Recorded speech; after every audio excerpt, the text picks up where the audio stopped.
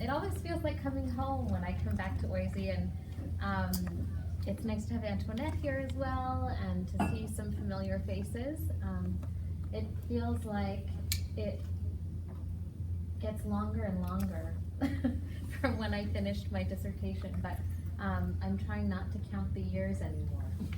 So I'm also really happy to be back in Canada. As Enrica had said, I spent the last 4 years in the US, which is a very different context, I discovered.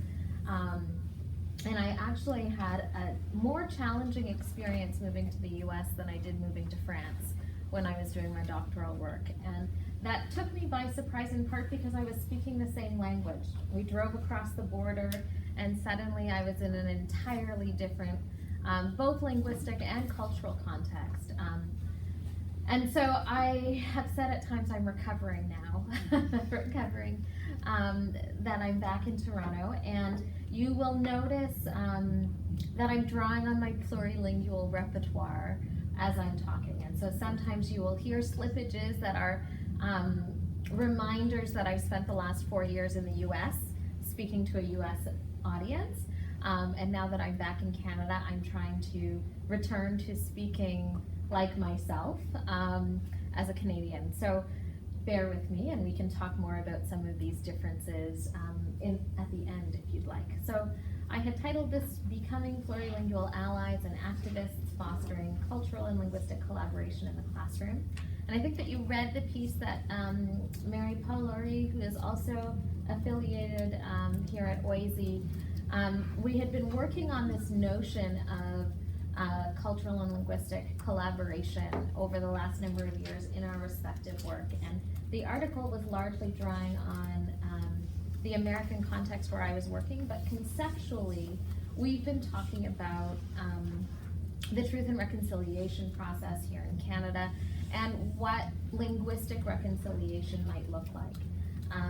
And for me, I've become very conscious of the fact as I was working in the US, and now when I'm back and working with FSL and ESL teacher candidates, that I am in a place of privilege teaching teachers to teach colonial languages, and that I need to be mindful of what gets erased in that process or what could get erased.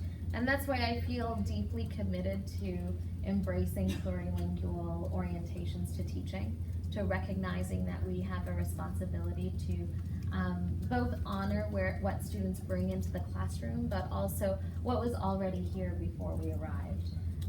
And so that's where the notions of becoming allies and activists originated for me. And so I have an overview, and I realize that it might lie. I might not exactly do what I had proposed to do, but I want to talk a little bit about definitions, and I think they've come to mean more to me as I've changed contexts and I realize that they mean different things for different people. And then talk about my research context, the questions I've been asking, how I've been designing the work that I'm doing, and then this is more experimental. I've pulled out a number of classroom events from the last 4 years while I was in Madison, and I want to reflect with you about them and see what surfaces in terms of how we understand children's awareness of linguistic diversity. And then hopefully you'll have lots of questions. So to start out, I think I generally start from the assumption that schools have typically been monolingual spaces built on a monolingual paradigm that wanted to create a citizenship that spoke the one national language. And so there was an assumption that if we take the big rectangle as being the school, that we were schooling students who were English speakers in English-speaking contexts, and that they were monolingual, and that meant that they were proficient.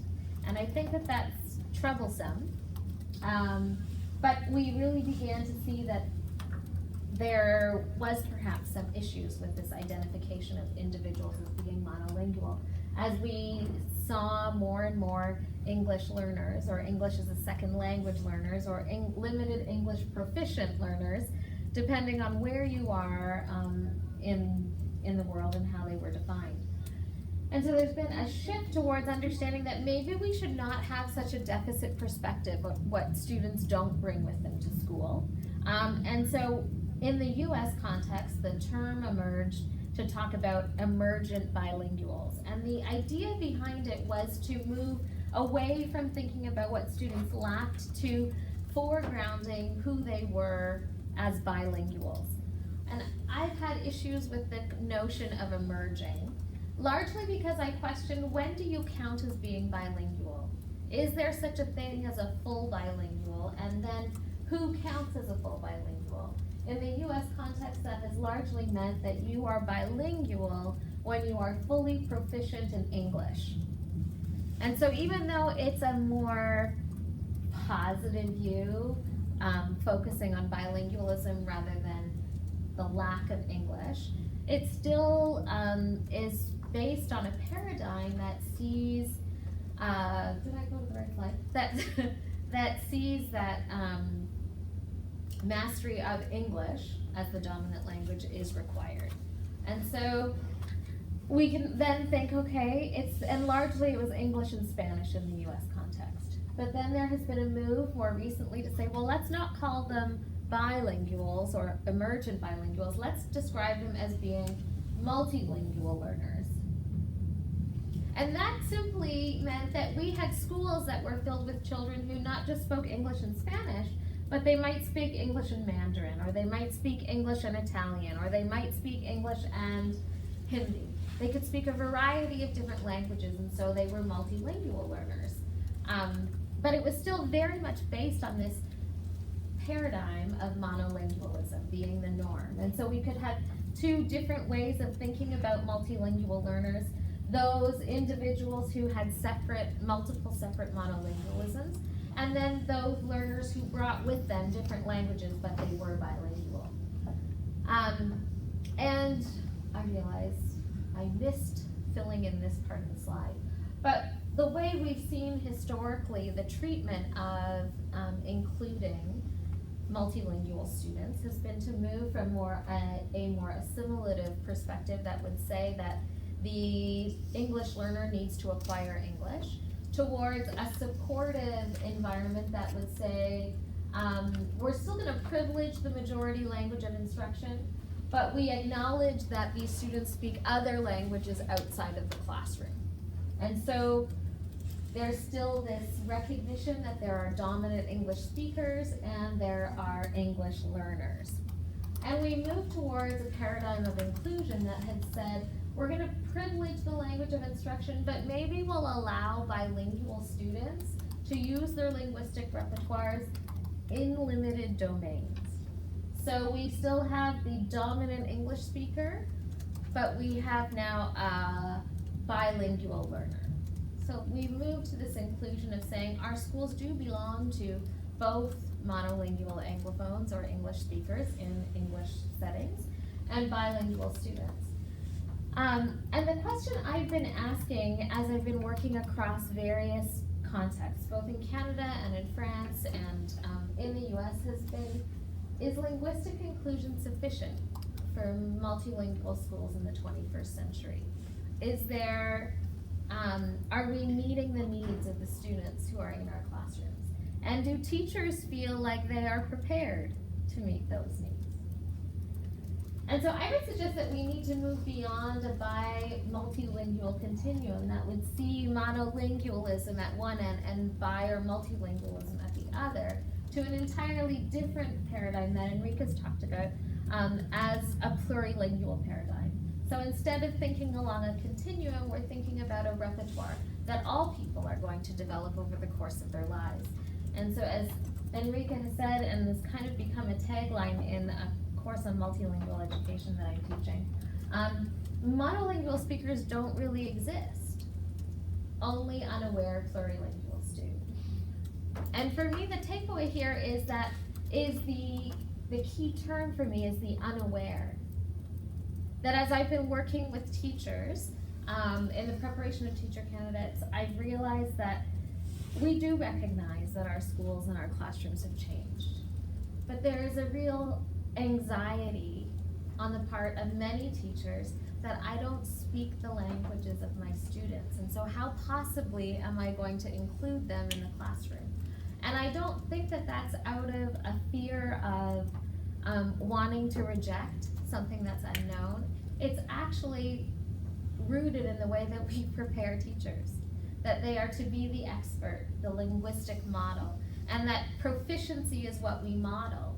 And so how do we then reconcile the fact that we might not be language models for these other languages? Li Wei has said that we are facing serious post-multilingualism challenges, where simply having many different languages is no longer sufficient, either for the individual or for a society as a whole, but multiple ownerships and more complex interweaving of languages and language varieties, and where boundaries between languages and other communicative means, and the relationship between language and the nation state are being constantly reassessed, broken, or adjusted by speakers on the ground. Concepts such as native, foreign, indigenous, minority languages are also constantly being reassessed and challenged. What is more, communication in the 21st century requires much more involvement with what has traditionally been viewed as non-linguistic means, and urges us to overcome the lingua bias of communication. And I've been struck by the complexity of what Li Wei is arguing here. That really resonates with me, I think, as I struggle with some of the communicative technologies that are ever present, both through students bringing them into the classroom and just in our daily lives. I have an 8-year-old who is continually teaching me how to do things with my phone or with my iPad, or is talking about various apps that they're using at school, and I'm dumbfounded at times because I am not as proficient, I am not as fluent, and I'm not as comfortable. But I think this is the heart of what teaching is, that we become learners and teachers with one another. And so I have been thinking about how, if we have looked at schools as monolingual spaces, what are the messages that we've been sending students? And some of them are that your home language doesn't matter here. Our classroom is a one-language zone. Ici on parle français. Our classroom language is far more important than the language you speak at home. If you learn the classroom language, you will make friends and be accepted. And this is what I heard when I walked into a school for the first time in the US and was introduced to a little girl who had just arrived and was resettling in Madison. And the ESL teacher introduced her saying, "Meet Farnaz, she speaks nothing."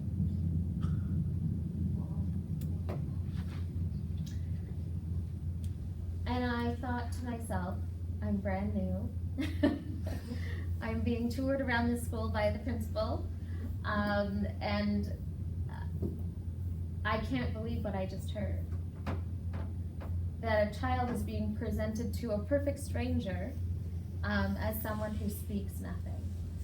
And I've had the opportunity to revisit her at many points over my years in Madison and realize that that became her identity within the school. I was later on in the year working with the classroom teachers, and one of the teachers said to me, "You know, it's really too bad that she speaks nothing." And this was her classroom teacher. That there was a feeling of it's not my responsibility because I don't speak her language. I don't even know what language she speaks. But I don't know how to facilitate her interaction. And so she's just become the student who speaks nothing. And last year, before I left Madison, I was back in the school, and several students were working on an activity, and I came over and I had asked her about the work she was doing, and one of the other students said, "Oh, she doesn't speak anything, so we just speak for her." And so this is why I think it's important how we describe students, how we talk about students, how we name and label them matters. And we have a lot of work to do. And I keep saying we need all hands on deck to recognize that not only can we recognize that this type of naming is destructive for a child's well-being, but I think it's also destructive for the other children in the class who are learning that this type of labeling is okay. That it's appropriate to be seeing people on this spectrum of only being speakers if they speak English.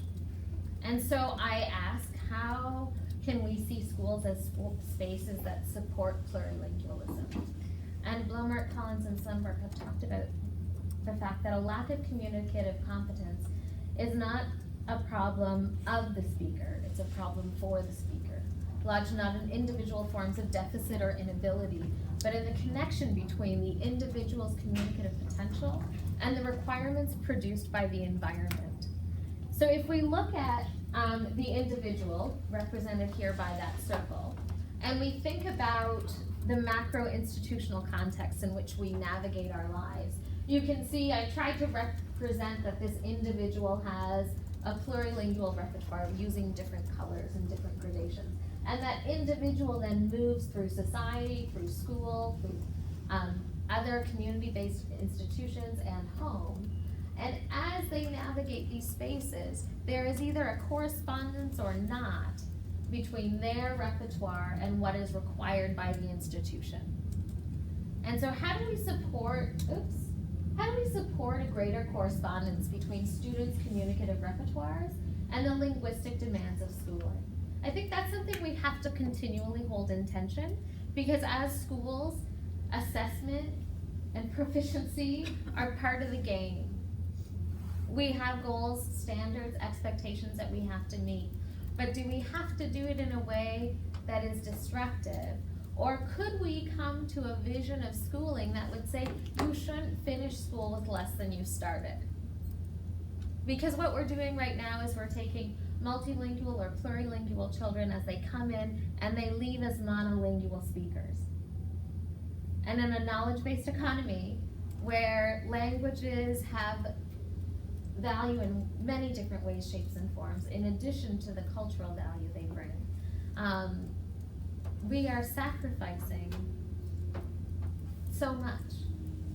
And it's not just that the students themselves are losing these languages, but we are losing as a society the opportunity to leverage those resources for the entire future. And so how do we think differently about inclusion? George Day, who's here, has said inclusion is not bringing people into what already exists.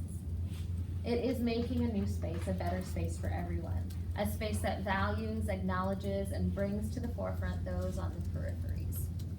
And so what might that look like? Well, this is my attempt to try and see what might schools look like if we thought differently about linguistic diversity.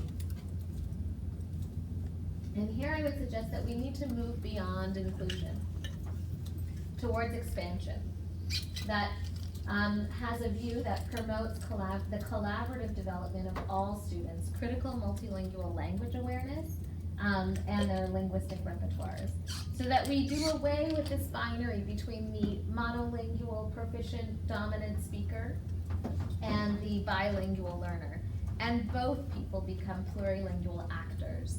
That they have a responsibility, all, to expand their repertoires, because they are invited into schools that are multilingual spaces and require us to be both multilingual speakers and listeners, or plurilingual individuals. And I think that we do this, we move towards becoming aware plurilinguals, to borrow Enrica's term, from unaware to aware. We do this through fostering language awareness. And I think that my time in the US would say it's not just language awareness in the singular, but a critical multilingual, more than one language, language awareness. And Cummins has said that fostering language awareness represents a powerful instructional strategy for all students. But for immigrant and marginalized group students, it can mean the difference between academic success and failure. And so when we shift the demands of the environment to say that our expectation is that all students are going to develop a plurilingual competence over the course of schooling, then suddenly we're in an environment where we can have discussions, critical discussions about power. And for me, that's what's at the heart of a linguistically expansive paradigm for teaching, that we put power at the center of classroom dialogue about languages, their speakers, and linguistic and cultural diversity. Because language is never neutral, and teaching is never neutral. Lesson planning is political, and we need to be thinking about that in the way in which we prepare for the students who are in our room. And so I have taken the original work that was done in the early 90s around language awareness and the domains of language awareness to think about how do we conceptualize them as critical related to power, multilingual language awareness. And so I've taken the 5 domains that have been cognitive, affective, performance, social, and power. And I put power in the center because I think it's an important thing that we have to be talking about, particularly in the world that we live in today. But I would say that the way that I have come to understand these domains or look at them is that the cognitive and the affective are what we don't see. It's what's happening inside the individual. And so we have both the cognitive, the metalinguistic, the metacognitive aspects of language learning, how languages work and how we learn them. And then we have the affective dimension, which is all the social, emotional feelings associated with languages, language learning, and language users. And those are not necessarily, they're internal to the individual. And what we see externalized is the performance. So what students are able to do with their language and literacy skills, the flexibility they're able to demonstrate, or the translanguaging that they engage in.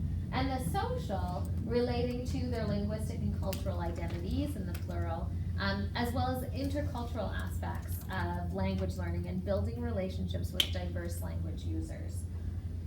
So, with this framework that's theoretical, I thought, well, what do we do with this in practice? I know, as having been a practicing teacher, having worked with teacher candidates, that sometimes taking theory and putting it into practice is messy. So I worked at building a research practice partnership with a school district where I was in Madison. And research practice partnerships have been described as a systematic but flexible methodology aimed at improving educational practices through iterative analysis, design and development, and implementation based on collaboration amongst researchers and practitioners in real-world settings, leading to contextually sensitive design principles and theories. And in my time in Madison, I came to also work with a team of people in social psychology, and they used to refer to the work that we were doing in schools as going into the wild, because their work was all done in labs. And I thought that's really interesting because schools are kind of wild. They're messy and things don't go according to plan. And that's why building a partnership that is mutually informative for both researchers and practitioners is so critical. Because we have to be there for the long haul. Simply going in and collecting your data and leaving doesn't transform practice. Because there are always going to be things that we are both negotiating. And so one of the schools that I was working with, and you read about in the article, it's called Diversitas School. And there are 22 home languages spoken by students there. 29% of them are English learners, which is roughly higher than the district average. 13% of students have special needs, and 46% of students come from low-income backgrounds. What that means in the US context was that 46% of the student population qualify for free and reduced lunch. And I share that because I think it's critical to understand that I was working with schools that were local public schools. This is not an elite private school that can support an elite plurilingualism, which has often been the critique. But this is the reality of schools. I think that you could see the same diversity here in Toronto. And we were able to do the work that we were doing with these children, with these teachers. And we see here on the walls in the school, the school had the highest number of Arabic speakers in the district. And they also had a very large Spanish-speaking community. And so the school values, the principal organized to have them written on the school walls in English, Spanish, and Arabic. And she had to fight hard to get that approved. But she said, it's important for students to be able to see themselves reflected in their environment. And I think that was critical for me in terms of understanding, as I was in many schools, where the rules and behavioral codes were posted in different languages, but nothing that was really positive or supportive. And so I started thinking a lot about the ways in which we use students' languages only to police them.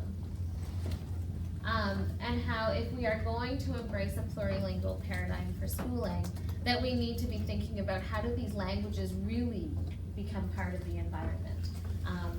And so the questions we started out asking were, what does it look like, sound like, feel like to design teaching for critical multilingual language awareness?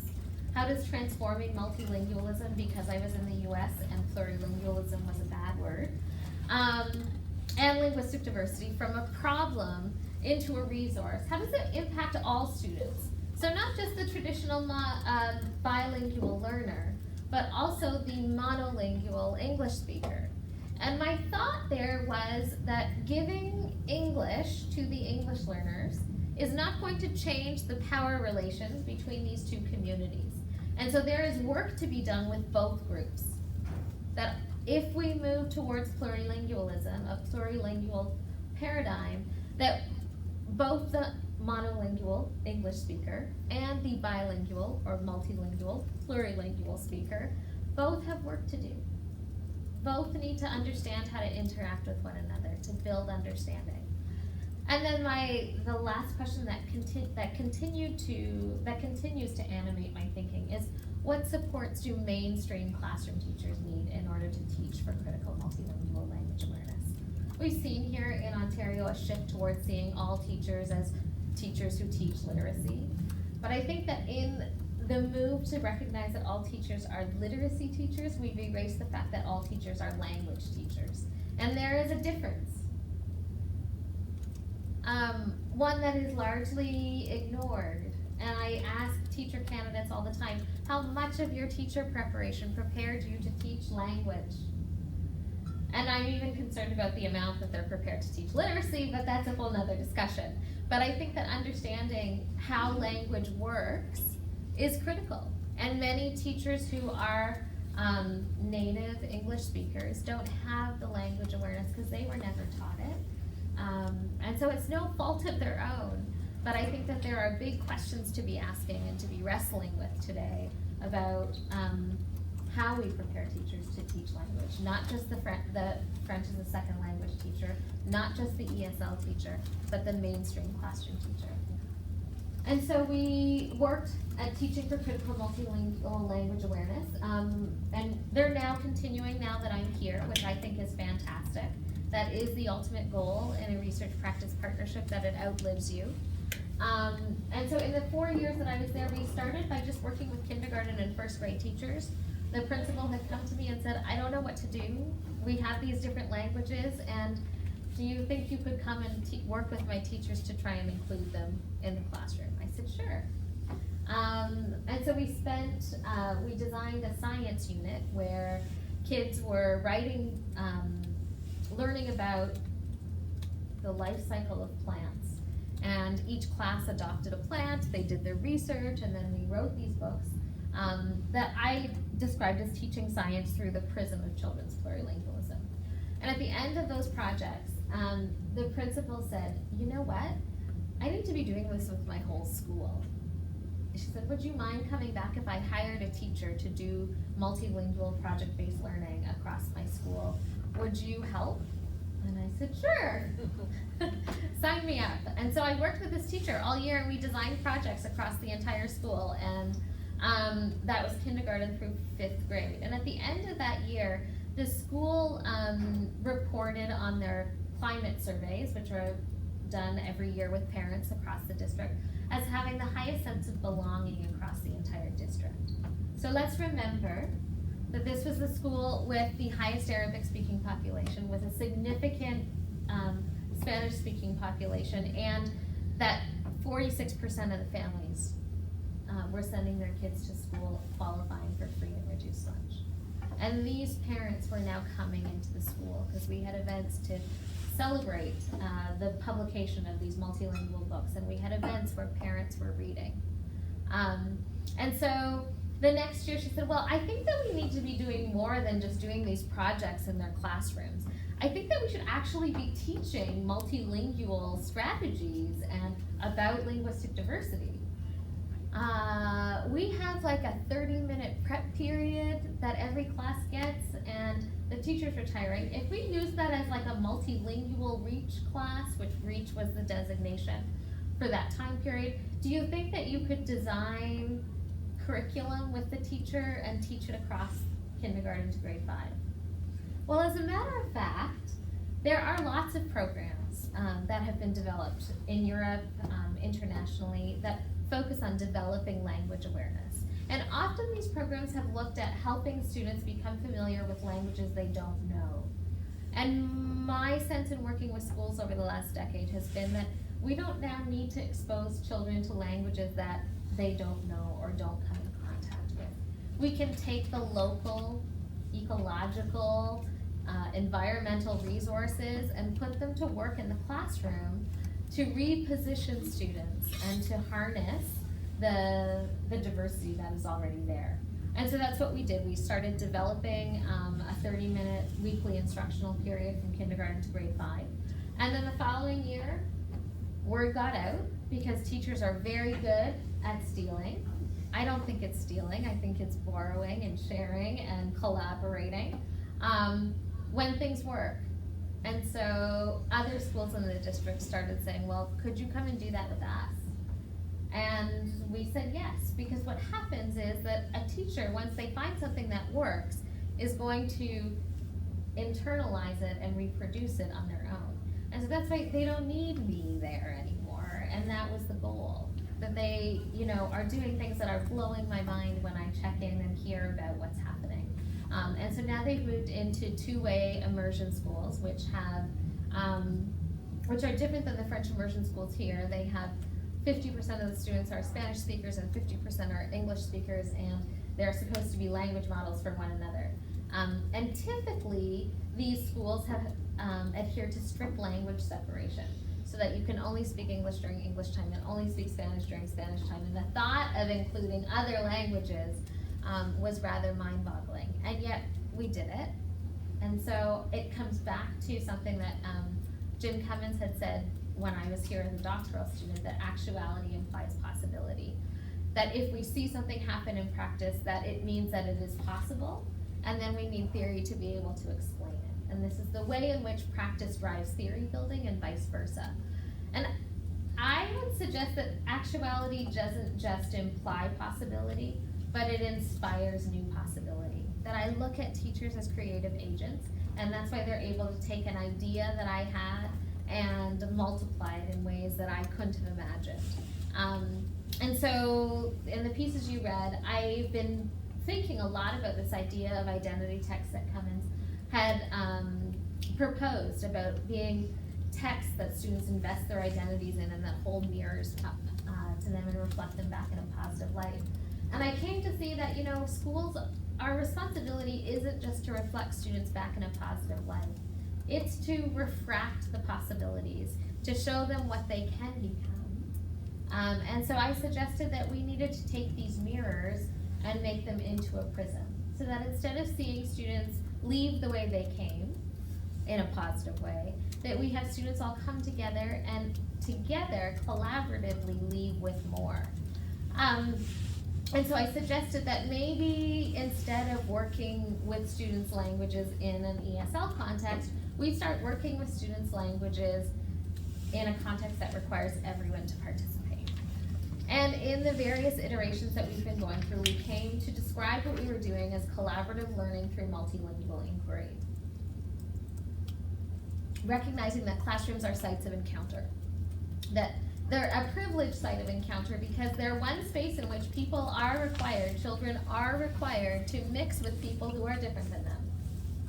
And once we leave the K-12 system, that requirement is no longer as necessary. If we look across our room, if you look at institutions of higher education, it is not everybody who is going to pursue higher education. But in the K-12 spectrum, you are required to go to school. So if we can't get right in schools how to live and work and collaborate with one another, I think all bets are off to say that we're gonna do that as adults.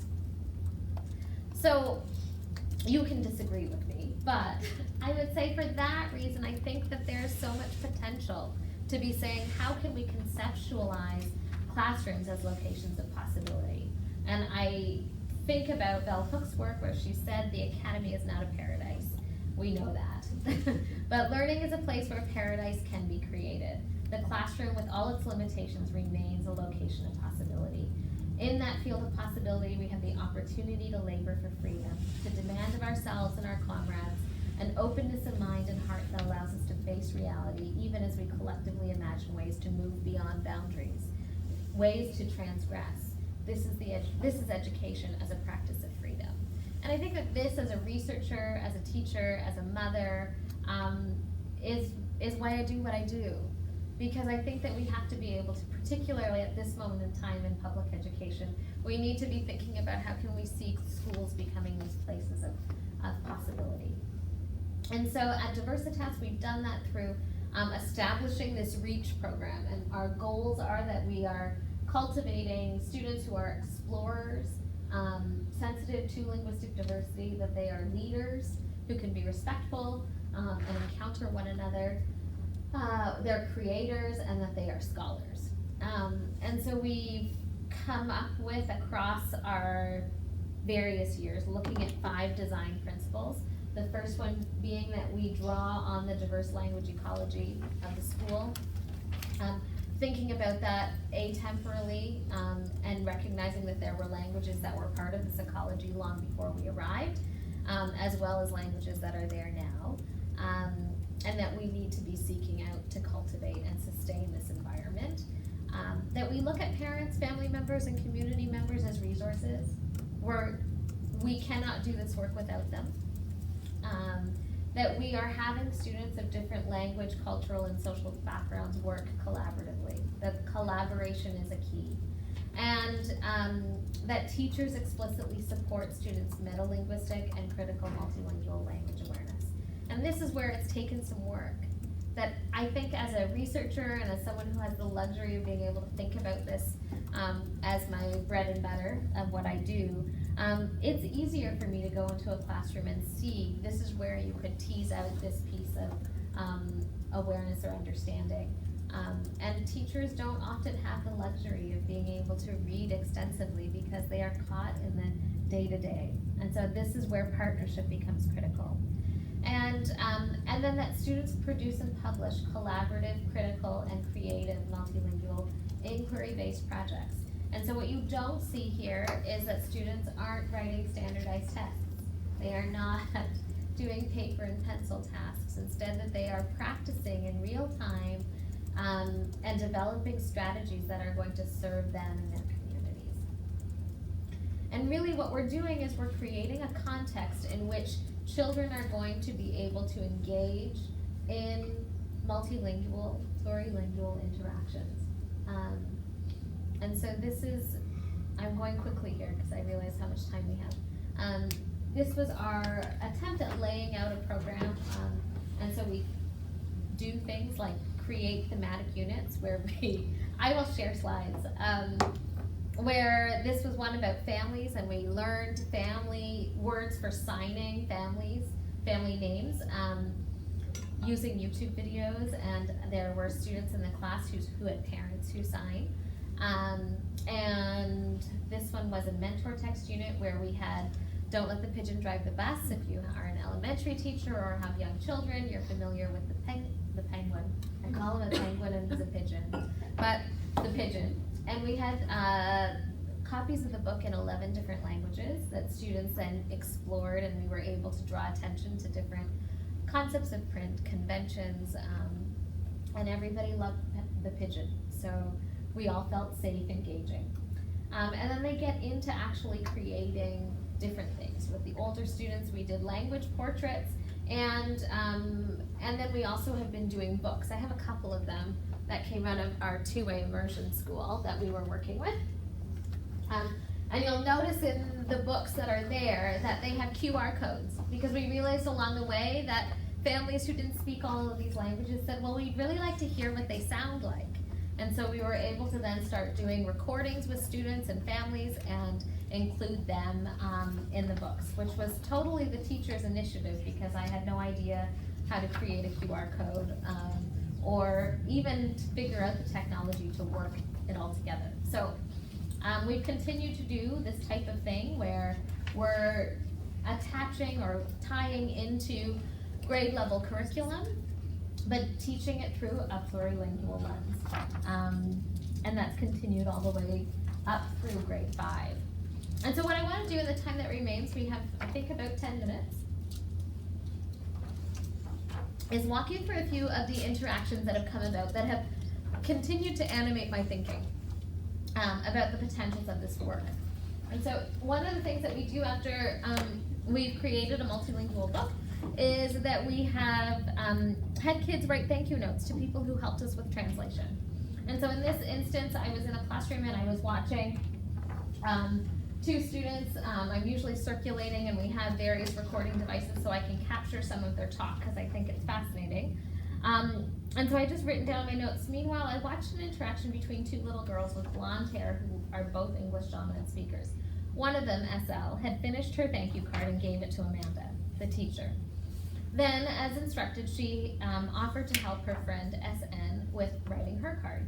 SL suggested to SN that she should write thank you in Spanish because she was making a card for a Spanish-speaking student's family who had helped with the translation into Spanish.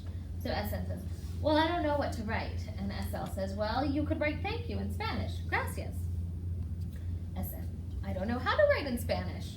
SL, okay, well, I'll go to the board and I can tell you the letters. On the board, it was written in Spanish. And so SN says, okay. And SL proceeds to read each of the letters in English to the other girl, SN, and she transcribes the message, gracias, in Spanish, and then continues her note in English. And I thought, as I was watching this interaction, I thought, this is very interesting because we have two English-speaking students who are now helping one another write in Spanish. Is this an example of translanguaging? Or is this an example of students building a plurilingual repertoire that they can then use according to need and context? And they recognize the appropriateness of thanking someone in the language that they helped them in. So we continue. Here's another little boy, and he was writing a note to a family that speaks Arabic. And he went up to his friend, who is an Arabic speaker, and he showed him his note, which you can see down here. And he said, you know, did I do it right? So you have to look up. And the Arabic speaker said, well, no, you have to write it the other way. And so, because we read from the other direction. And so then the boy went back, and he rewrote, and he did this little arrow, and then he was like, no, it's the other way. And so he went back again, and he proceeded to write his entire message from the other direction. And when he first brought it to me, I was like, what? Dear Karam's family, thank you for being so kind and helping us make this book. We need a mirror to read that. Very cool. This is actually very skillful. Yeah. Oh my goodness. To understand that, you know, he was explaining the directionality of print. His other friend understood it and said, okay, so what you've told me is that they read from the other direction. And so he says, so I guess they read the English that way too. And so he very carefully took time to write it out. And honestly, when I first saw it, I didn't understand what was going on. And then I realized, no, he's just written the entire thing in reverse. Even there, yes, still backwards. Exactly. So very skillful. And so he took it back to his friend again, and his friend started to laugh. And he said, that's very funny because we don't read English in reverse, we read English the other way. And so it was just a moment where these two boys who, you know, have been in school together for 4 years had this moment of exchange where they came to understand something about one another, about their families, and were able to help one another, which was really what I've come to describe as a kairos moment, where time is interrupted because there's a powerful exchange, a shift that occurs. And so I wanted, can I go on for Oh, sure. a few more minutes? Okay. Plus So this is the principle. Oops. Research and found that relationships Let were me like try. the most important thing for anything, if you wanted to have success in your schools and with your parents. And so we work a lot on relationships here, but also changing beliefs and believing that all parents want their kids to learn, that all families have something important to give to this school, and that we just need to build relationships with these families. And if we do, I think everything else will happen. Academics will improve, we'll get more parent involvement, and that's what we've been doing the last probably 4 years. The other thing I think that's helpful is we have so many different languages spoken here that we're doing this multilingual project. And so every classroom is creating a project that has something to do with their content, science or social studies. And then they will write it out in English, and then it will be interpreted by the parents in their home language of the kids in that classroom.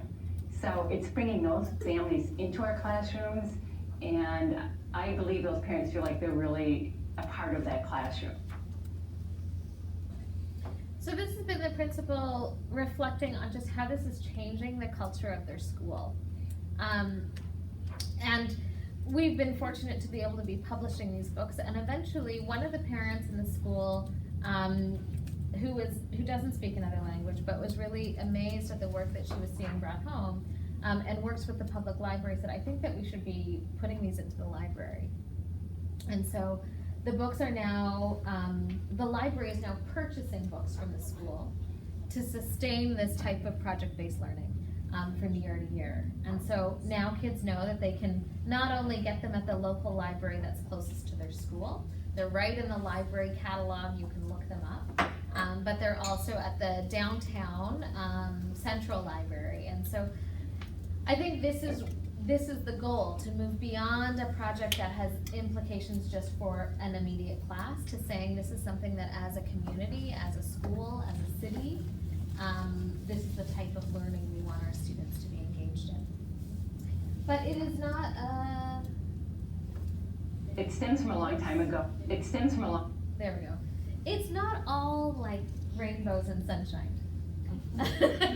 Just so that we don't leave with that impression. One of the activities when we do mentor text units is we take books, and we've often taken book covers, and this is from The Very Hungry Caterpillar. So we had The Very Hungry Caterpillar in 27 different languages, and we had produced them as little like playing cards, and we were asking students to create categories. How would you group these languages? If you look at the covers that are in different languages, how do you make sense of them? Because you don't speak all of the languages. And this is a conversation that recurred in every class that I observed, more or less. So the researcher, how are you grouping your caterpillars? Student 1, I'm grouping them into multilingual and monolingual, and then we're using the multilingual ones, and then the multilingual ones into ones that use human letters, I mean English letters, and those that don't. Researcher, oh, that's interesting. So tell me more about the ones that you said use English letters. Well, these ones use human, I mean English letters. Why do I keep saying that? Well, that's a good question. Why do you think you keep saying human instead of English? Well, I don't know. Did you realize before that people speak so many different languages? And this refrain of associating English with human letters was something that recurred. And there are, a variety of possible explanations. And so as a researcher, you're trying to think about what are all the possible explanations? The teacher's reaction was, we have to shut this down because what they're saying is extremely problematic. And I said, well, no, it is. There are problematic implications. But I think that what we need to be doing is having a conversation about what the implications of associating some languages as being human and others not. And so I think that what we've been seeing is that difficult conversations are going to arise. And in the US context in particular, if these were conversations about race, there would be a very different protocol to follow. But when we talk about language, for some reason, it's okay for us not to be understanding of people who speak different languages because we don't speak those languages. And I said, but language is the one thing that we can change. We can learn another language. In fact, we should be encouraging people to build understanding. Like these two girls who started writing in Spanish. That there is a capacity. We cannot change our cultural background. We cannot change our racial background. We cannot change so many things, but we can change our linguistic repertoire. And yet we feel in many cases that it's excusable not to do so. And so I've been reading Ellen Scarry's work, and she says, the human capacity to injure other people has always been much greater than its capacity to imagine other people. Or perhaps we should say that the human capacity to injure other people is very great precisely because our capacity to imagine other people is very small. And this is at the heart of plurilingual education. That we are helping students not just to not injure people by beginning to imagine what it's like to be living and breathing and participating in collaborative multilingual encounters. And so we've continued this work, and sometimes it's great. So here's The Little Prince. In the back is one of my grad students, and she's francophone from France, and so she read a chapter of The Little Prince in French, and students were just fascinated. They're entranced to hear these other languages. And we did a similar activity with older students about grouping covers. So you can see The Little Prince is in over 300 languages. We had a field day of trying to find different copies. And so you see that we begin to have students' social representations and categories come out when they do this type of activity. Well, English should go with other European languages. No, because all the others, Italian, Spanish, Portuguese, French, they look the same, but English is different. So we put English in a single category. Yes. And how do you know that's French? Well, because I have more language experience. I speak Spanish. I'm a Spanish person. And so what you see here is that there is this privilege that's associated with English. Like, English has to have its own category. It's not European. It's not, it's just English. And so it's interesting to hear these things surface and then to be able to have a conversation about where do these associations come from? Because we haven't necessarily taught them explicitly, but we know that we pick them up through our interactions. So, so another one where it's not always, it's challenging. We made two families, one with English letters and the other ones. Yes, the languages we can read and the others. We can't read them because they're scribbles. So then you take a deep breath and you're like, okay, there's still work to do.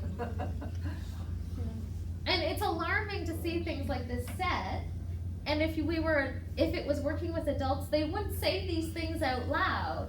But I think that's precisely why we have to do this work with younger students, so that we can have these conversations before they become adults and just keep them in their thoughts rather than verbalizing them. And so here was an activity we did with Draw Me a What?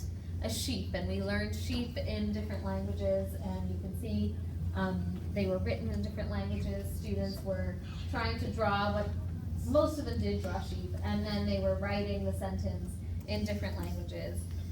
And so this was students trying to explain their drawings.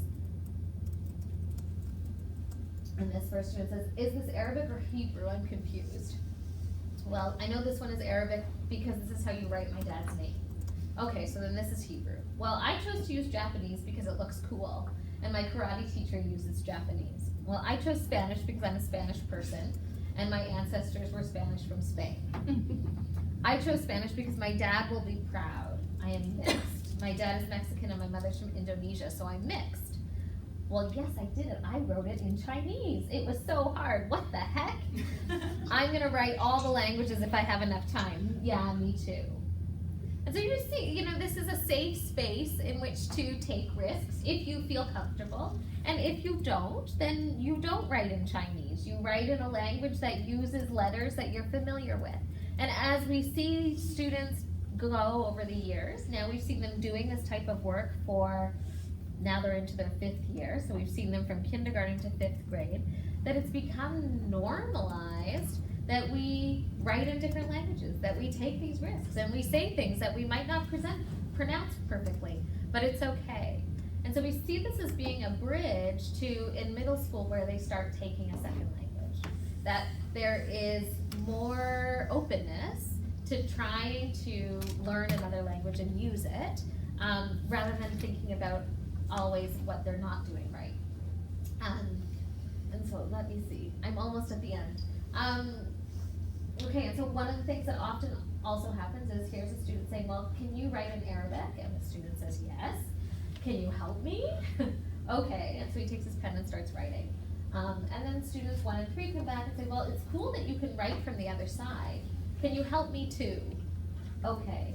And so then you begin to see that students who have these other languages in their repertoires are able to use them, not just for their own benefit, but for the benefit of building relationships with other students.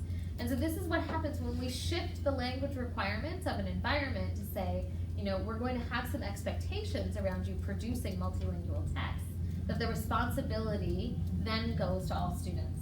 That unless there is some form of multilingual assessment at the end of these multilingual projects, that it's very difficult to get everybody to buy in.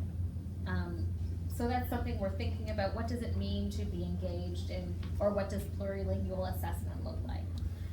And so this is the moment that has marked me, and I still think about it all the time.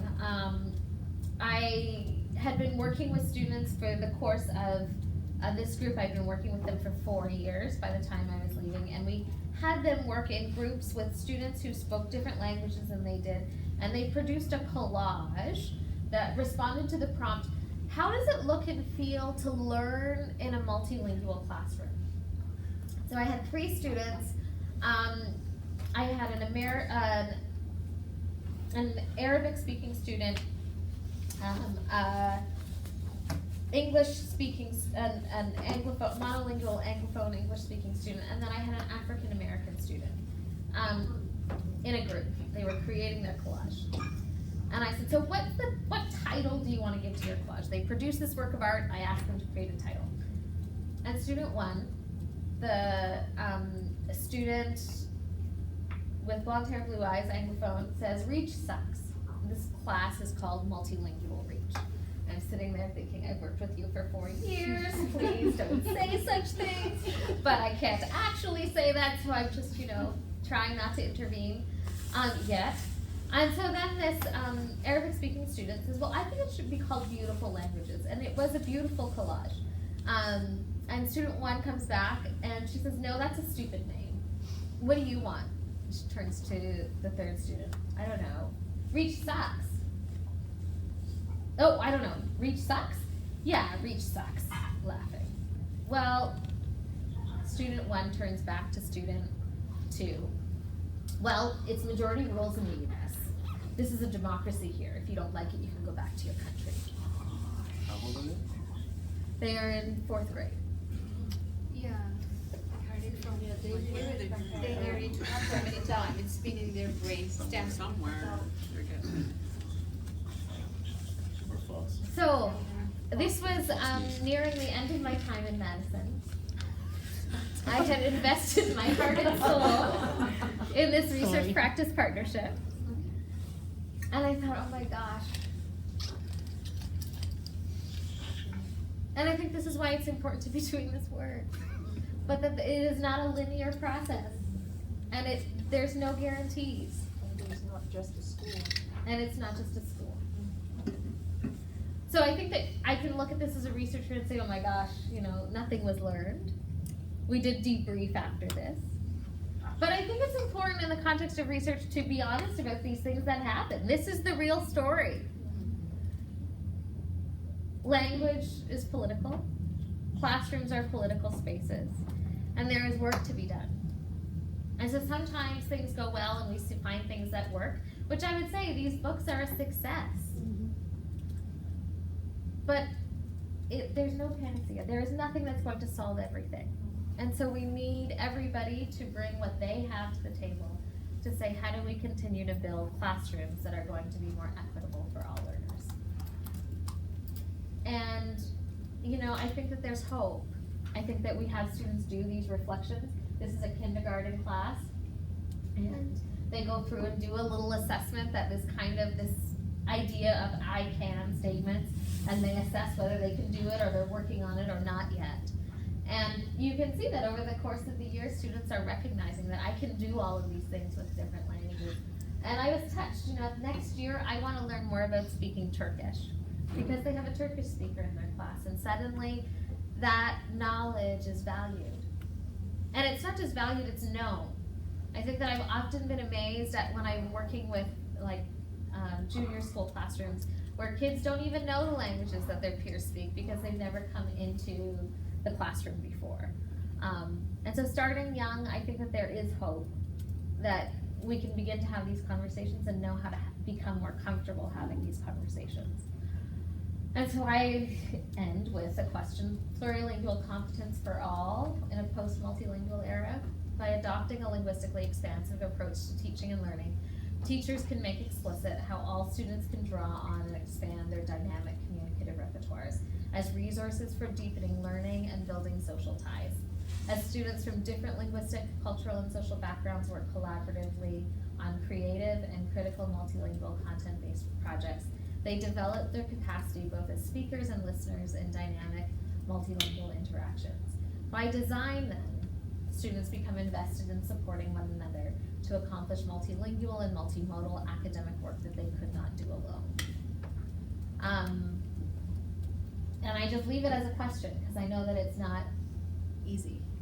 And I'll stop there and just say thank you for letting me share.